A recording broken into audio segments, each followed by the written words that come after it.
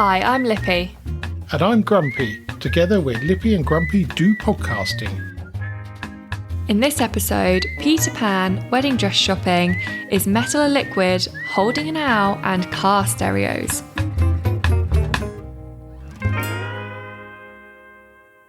Now, Lippy. Hello. Hello indeed. Last week we spoke about misquotes from films. Somehow we ended up on a track of the opening scenes for Disney films and Tinkerbell. Yes, Tinkerbell. Well, I did a little bit of research into it, having very blazingly suggested that Peter Pan's wasn't a Disney film until quite late. In fact, it was 1953 it was made, which is about 50 years earlier than I thought. Yeah. And it's testimony, I think, to the early Disney films as they don't date. They don't age at all. They look as fresh now as they did. No, not at all. Did back then, really.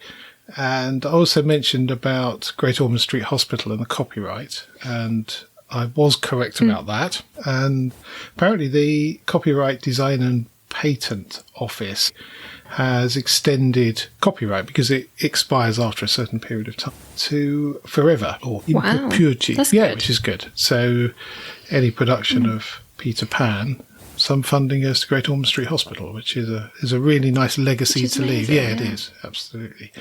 I then slightly deviated into the whole Tinkerbell thing, and I really wish I hadn't. Clearly it has been there in the past, but there was a massive discussion about whether she went clockwise or anti-clockwise and what colour the stars were and all sorts, at which point I said, "Danger, Will Robinson," and backed out very quickly. Don't start it. No, don't go there. No, not going there. Moving on. She flies up and round and then taps the top. I don't know, and I'm not going to discuss it any further because there was some quite scary behaviour. People do get very into things like that. Oh, they did. Yes. One of the things that I've been involved in the last week or so is making Christmas trees from old horseshoes, and I managed to locate some from eBay, but I was quite keen to get hold of a free supply of them. So I put a note out on our Facebook community page, and very, very nice farrier, Sean Roach in Cranley, supplied us with enough to build many, many Christmas trees, which was quite nice. However, the conversation did deteriorate slightly because I put a photo of an example on the page, and we've got the horseshoes upside down, apparently, which is bad luck. Yeah, obviously. There was a fair few comments about that, and a fair few on the market stall as well. Interestingly, when you look into the story, apparently, originally they were with the prongs downwards, so the reverse of what we would normally think is the norm. And this was because the devil coming up from the bowels of the earth wouldn't be able to sit on them because it would be uncomfortable, for whatever reason he chooses to do that. However, the church weren't very happy with that because of the shape of it. So they suggested to turn it upside down, the other way up, and say that way it fills up with luck. So it was the church what changed it. But I also think, surely it'd be easier to sit on a prong than it would be to sit on a rounded top. There's a lot to discuss here, and I don't propose to do it on a podcast, not least of which is how do you feel luck, which doesn't really have any substance, in an object that essentially is 2D. Yes. So how do you do that? Some parts of the country... There's no sides. You won't hold it in. No, exactly. No, it's not a cup. It's a horseshoe. Yeah. You might be able to balance a bit of this imaginary substance in there. A tiny, tiny bit, though, right on the bottom. Yeah, but we have no concept of how diluted luck is. Good point. Anyway, some parts of the country have it upside down anyway, or point down, because they believe as you walk through the doorway, the luck in this now upside down horseshoe falls on the person walking through. Makes sense. It doesn't make sense whatsoever. It is so nonsense. Whichever way you have it, you're wrong to somebody. Exactly. It's a bit like somebody thinks you're wrong. Clotted cream and jam on your scone, and which order they go in. And in fact, if you call it a scone or a scone, I'm pleased that I had that debate on Sunday. The UK is full of these idiosyncrasies, but it is quite frustrating at times. Yeah, when you're just trying to find out a bit of information. Well, when you're just trying to raise a bit of money for the local Lions Club and not cause a riot on Facebook by allegedly putting them upside down. Anyway, we're going to move on. We're going to move on to you've been shopping this week. I did. The most exciting shopping trip I've ever been to. I went wedding dress shopping. That's fantastic. I say it's fantastic because not I only didn't did I go wedding dress shopping. Yes, you didn't go. But not only did I go wedding dress shopping, I bought my wedding dress. That's I brilliant actually news. managed to decide. Yeah, it's not stressful. The place I went was absolutely amazing, and the lady was so lovely and really like good at. She's obviously been doing it for years, and just really good at like pulling dresses out and being like, okay, now put this one back on just to check that you definitely didn't like that one. And she was amazing. So she definitely made the whole process a lot easier. But I can see how people end up shopping for months and months because there's just so many different styles and types of lace and glitter and no glitter, and then all the different veils. Like, it's just too much. Like, you could just spend months looking and still not make a decision. So I feel like if I'd left the store without buying it, I probably would have been a bit stressed. Yes, I would have thought so. But you didn't. Yes. So it was all good. And you had I didn't. Prosecco. I found my dress. Yes. I went in. So went in. They'd just got new carpet, so they asked everyone to take their shoes off. Obviously, Mum and Co were late because that wasn't as shocking as I probably. I think it was a bit further than initially. they thought it was. I'd had multiple conversations about how far away it is and then how far the walk was from the car park to the shop. That it was well known. It was well put across how far away it was. I just don't think it was fully taken in. No, I suspect not. And we know Mum likes to take her own routes places as well. She goes the way she likes to drive, not the way the sat-nav tells you is the quickest way to go. Well, generally, it's an odd combination between Google Maps and wife of Grumpy's chosen, and knowledge, which is fine, and a bit of knowledge. But we have had some quite catastrophic errors in the navigation department. Also, there was an accident, apparently, roadworks. There was some big kerfuffle. Anyway, so they were late. So I went ahead because I didn't want to be late to the appointment. And so I went in, had to take my shoes off because they had new carpet, walked around. She was like, oh, do you want anything to drink? So me thinking, oh, it's 10:15, I'll have a coffee. So I asked for a coffee and she said, oh, no, I'm really sorry. We don't serve any drinks that aren't clear. So like coffee, if someone spilled a bit on a dress or they spilled a bit on the new carpet, fully makes sense. So I just went, oh, I'll just have a Prosecco then. At 10:15 in the morning. Well, that's not exactly clear, is it? I suppose it won't leave a stain, though. Well, yeah.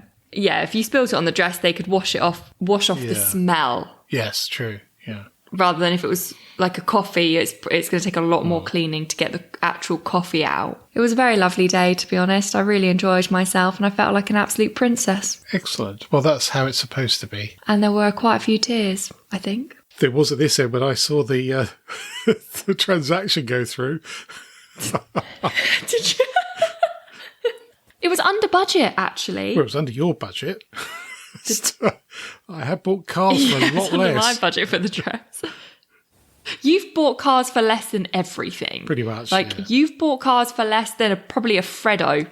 Yeah, almost certainly. At least the multi-box of Freddos. Yes, thank you for dropping those off the other weekend. They didn't last very long, though. Did they not? No, definitely not. And brownies. Yes. I delivered you did, brownies to you on Sunday too. See, it was worth spending all that money on a dress. I could have spent them on Freddos. Or brownies. So is that everything done now for a while? No. What's next? Basically, the only things we've got left to do is we're waiting for the band to send our contract through. Yeah.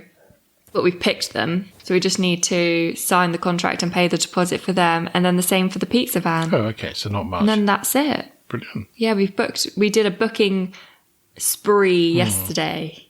And we nailed down all of the people we had decided on. Magician is booked. Brilliant. Who else is booked? Makeup. Yeah. Good. Everyone, really. So just 2 more to go. And then that's probably it until this time next year. Yes. When we start trying food and stuff. Yeah, food, and then make sure you can fit in the dress. Oh, don't. I get my fittings 8 weeks before the wedding. Oh, that'd be right. And then that's when they take it in. So I shouldn't change much within the 8 weeks. And I bought the size up. Oh, okay. Because I was in between sizes. So I was like, obviously I'm going to go up rather than down and stress myself out about the fact that I might not fit. Well, it's a lot easier to take stuff in, so I'm told, than stand. Yes. And then try and add fabric to it whilst keeping it look the same. So we went a size up to reduce stress levels. Good. That is the whole That is the correct theme of the plan. wedding is reduce stress. reduce stress levels. slightly different subject. I had a very productive Saturday with 2 mates producing these horseshoe Christmas trees. Yes. And which involved a fair bit of welding, which I love doing. I love the sound, I love the smell and the result of it. I don't like burning my fingers, though. That's the only thing. But I didn't manage to do that this time. Anyway, when I'm doing it, I was thinking, some years ago, I read an article suggesting that glass was a liquid, which we'll come on to in a minute. The glass was a liquid? Glass is a liquid. In actual fact, it's an amorphous solid. So it's a state somewhere between liquid and solid. Because the thing is, you can melt it down and, yeah, it is. It's really interesting. It's a really odd thing, glass. Very odd indeed. My mind is slightly blown. Yes. One of the reasoning behind it, if you look at old glass in old buildings, then it tends to be a bit thicker at the bottom, almost like it's melted, which sort of leads you to believe it's actually a liquid rather than a solid. Anyway, well, I was thinking, doing this welding, which is very, very hot at the point of the weld, but you are actually liquefying the metal. So I then got thinking, is that the same? Is metal actually a liquid? Now, mercury is liquid room temperature, the metal that you'd have in an old-fashioned thermometer. I don't think them anymore, but we did when I was a kid. So I know what you mean. Yeah, so there are metals that are liquid sort of room temperature, but it turns out not. For some reason, it doesn't follow the same rules. So because you have to superheat it. That's interesting, because based on that same theory, it would be a liquid. You would have thought so, wouldn't you? But for some reason, glass is this sort of state between being liquid and solid. So it's neither one nor the other. Interesting. It is interesting. And I wonder who comes up with these definitions, because I don't see the difference between glass, which is clearly solid enough. Solid? At normal temperatures, or our normal temperature, as is most metal. But you can heat up metal to cast it. Think of gold ingots, for example, which are heated up at a relatively low heat and then remade. Yes, just a Saturday afternoon musing, that was. So if you have any thoughts on that, I think this is probably one for the Screaming Tomato. He'll no doubt go into a research frenzy at this point. I look forward to hearing from him. Now, somebody sent me a link to a gentleman known as the Peddling Picasso. So it's one of those alliterations that we love so much. And it's a gentleman called Anthony Hoyt who's been cycling in London. And the shape of the map that he's left is the shape of a man's head with a moustache. And he's done it for Movember, which obviously is it's drawing to a close. So he's done it purposefully. Oh my God. When you said a man's head with a moustache, I was thinking like a smiley face type. No, head. It's that is like a full-on human head. It is astonishing. He must have planned this very, very well. Very well. Oh, he does say it was harder than he thought, and it took him 3 months to plan it. Because he would have had to stop and start in the right places. Impressive. Yeah, so as of 2 days ago, he'd raised £3,500. Oh no, just under £4,000. Wow. And he's raising it for November. How long did it take him to do? Did he say? Oh, there's a question. 8 hours and 27 minutes. He did it in one day. So he used Strava. I guess you have to, don't you, for Strava? Yeah, I guess so, yeah. So he would have done track the whole... Did it in one go. So presumably he didn't turn it off and back on again. But then how does it randomly stop? I'm very impressed. I'm very impressed too. But you've now got a Fitbit, haven't you? So you could do something not dissimilar. I do. We'll see. The main reason I got the Fitbit is to just help my hypochondria calm itself down a bit. But then I realised today, because it came today and I was really excited and I had it on. And then every hour it tells me to get up and do some moving. Yes. Have you turned that off now? Which I'd forgotten that they do that. You can turn that off. No, because I think once I'm in my new job, won't come up as often because will be moving around a bit more. And then if it does come up when I'm in my new job, I'll take that as a sign to have a break. Okay. And get up and go and get a cup of tea or go to the loo, just do some movement. Yeah. So I've left it on there for now. But I've also realised, I kind of already know this, but since working at home, my average steps on a day is 100. Yes, that doesn't surprise me at all. Not even that. No. Especially that my toilet's downstairs. I don't have to walk upstairs. Yeah, that's very true, actually. It's very close, isn't it? I had a cheapy one for a couple of years, and it went through a couple of straps, and you can't buy the straps anymore, so it had to go. And one of the most useful things I found about it was the alarm, the buzzy alarm, doesn't wake wife or grumpy up in the morning. So I was able to get up and without disturbing them, with a loud alarm clock. And I really missed that. Yeah, so I did buy another one. This one seems to be a little more optimistic on steps than the old one was. So I seem to cover more in a day than I would have done previously.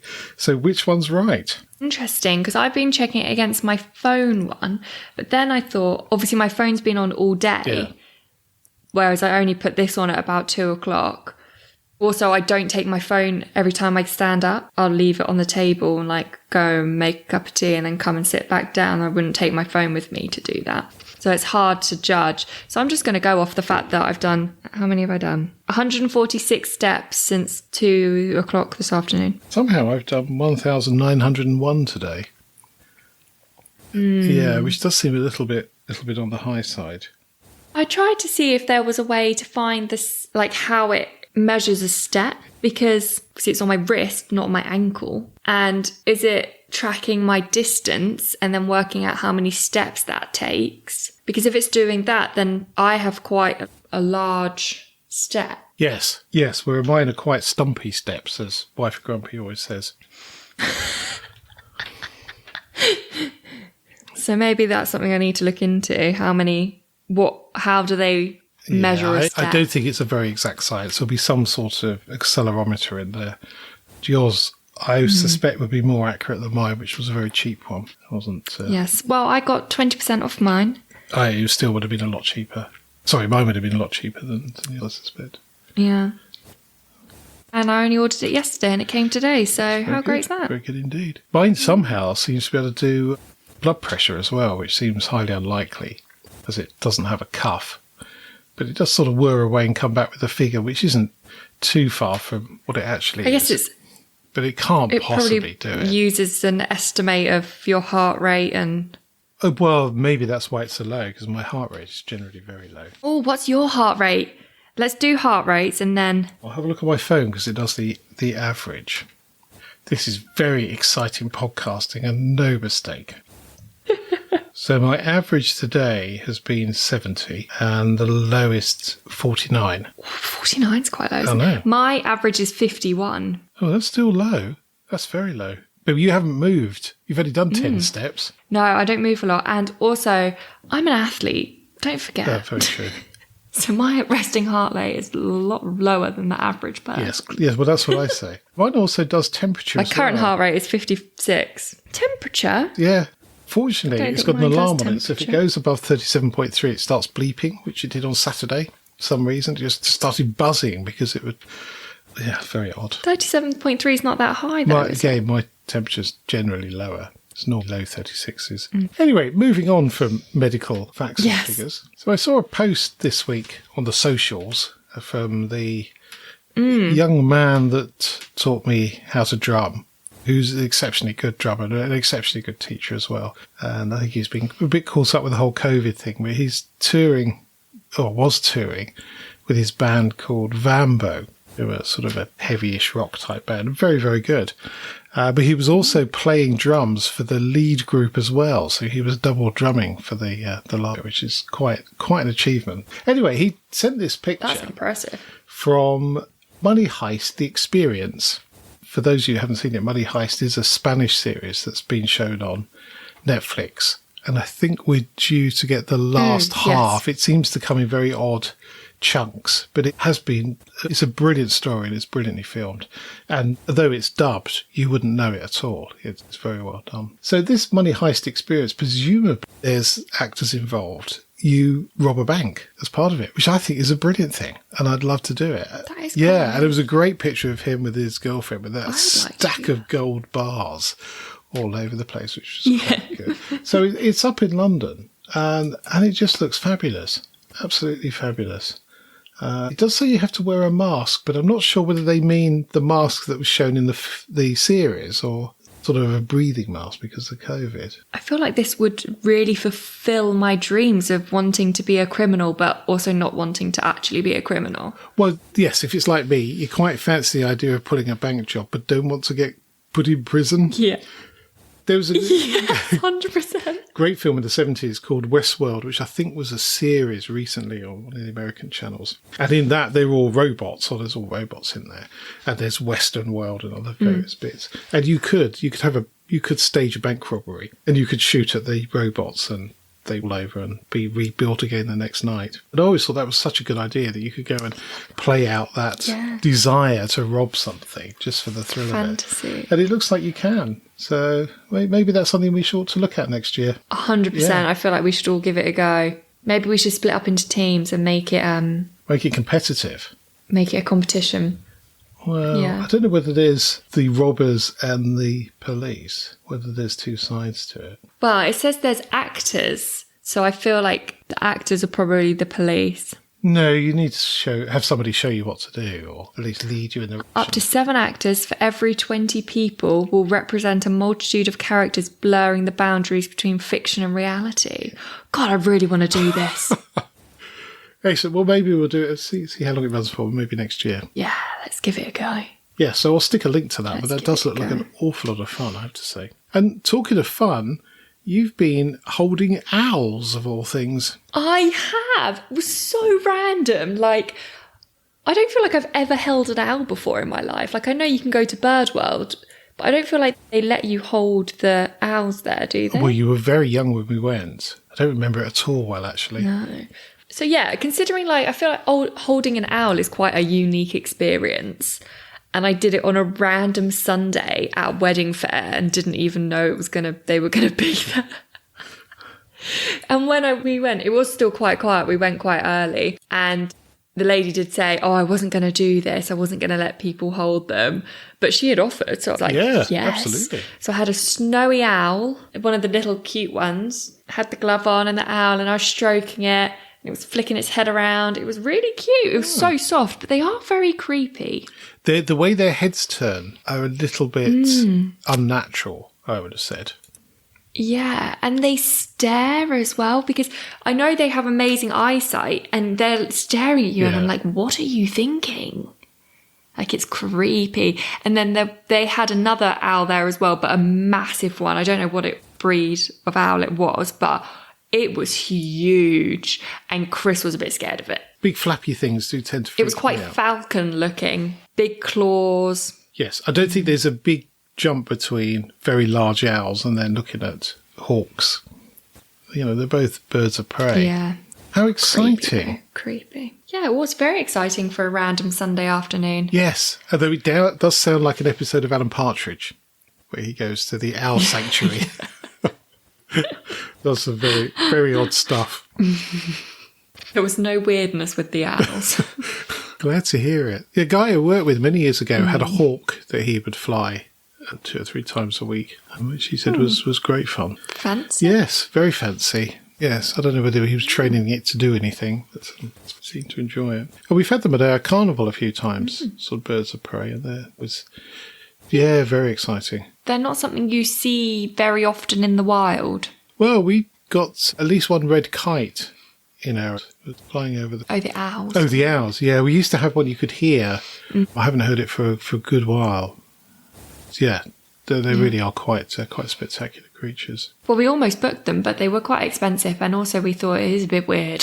It is a little odd. Yes, it's something you might book for a child's birthday, but for a wedding that does seem a bit slightly not strange. so much a wedding. Because they don't do the thing, because I've had it before where I used to work, where you could hire an owl to fly the rings down the Oh, wow. aisle.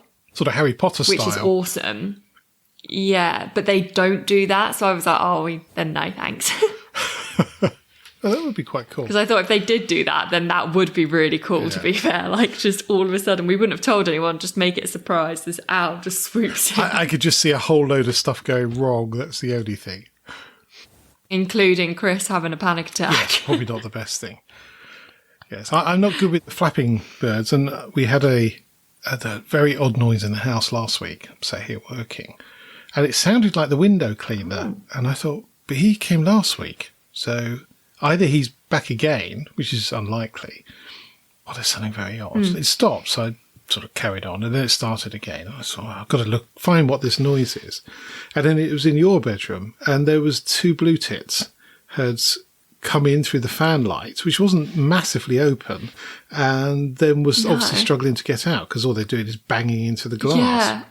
So mindful that although our cat is old, it's still very capable of she would try attacking the birds. I shut the door and then opened the other window and the fan light completely, and then pulled the curtains shut, and just thought I'm just going to leave them for half an hour and see what happens. Went back about half an hour later and they were gone. Anyway, next day, exactly the same thing. Except one of them's learnt and the other one hasn't. So there was one in there. And he wasn't going to go this time. They obviously thought there was something in there that they could eat, maybe? I don't know. Something attracted them to going in. They looked quite young because they were still fluffy. It's a good sign. So just And obviously we've got that tree right outside that window. So I think it's just they've just hopped from one of the branches onto it. But this time I had to get a magazine, got the bird on the magazine, and then operate a lift system to then get it out of the fan light window, which fortunately worked, because if it had flapped in my face, I would have screamed and run out the room. I just stood like flapping in front of my face. Just really, really. Did you not go into the bat cave then that we went to? Yes, but the difference is bats won't fly into your face.